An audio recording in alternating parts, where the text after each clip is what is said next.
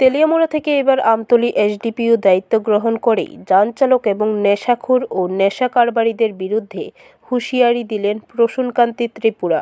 আমতলী এসডিপিওর অধীনে রয়েছে আমতলী থানা, শ্রীনগর থানা এবং এডিনগর থানা।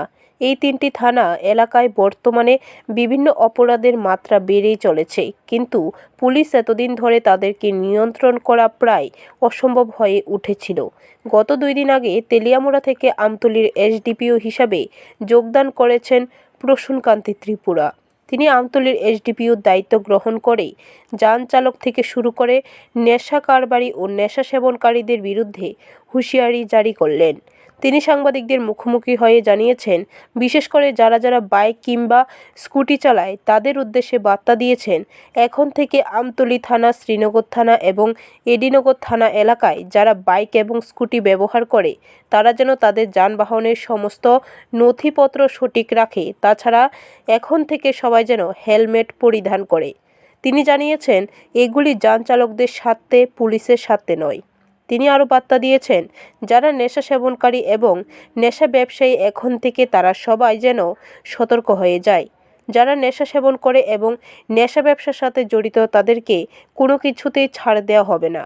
তিনি জানিয়েছেন, যুব সমাজ এই নেশার কবলে পড়ে ধ্বংস হয়ে যাচ্ছে, তাই তাদেরকে ছাড় দেওয়া হবে না। যার ফলে তিনি তাদের উদ্দেশ্য করে বলেছেন, এই ধরনের অপরাধ থেকে যেন তারা ফিরে আসে। পরবর্তী সময়ে এই ধরনের অপরাধে যারা যুক্ত থাকবে তাদের বিরুদ্ধে আইনগত ব্যবস্থা গ্রহণ করা হবে বলে তিনি জানিয়েছেন। আমার সাব ডিভিশনের সবাইকে আমি আমার প্রীতি ও শুভেচ্ছা জানাই এবং গুরুদের আমি প্রণাম জানাই এবং ছোটদের আমি আদর জানাই। আপনারা থেকে আমি সাহায্য আশা করব।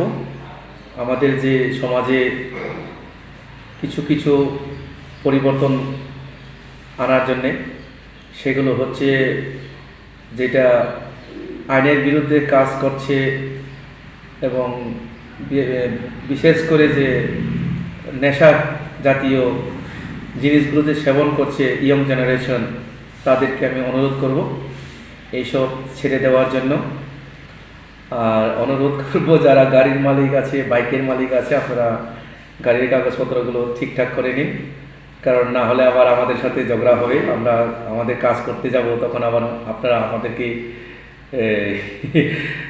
কি বলে এটা অনুরোধ করবেন যে স্যার আজকের দিনে ছেড়ে দিন।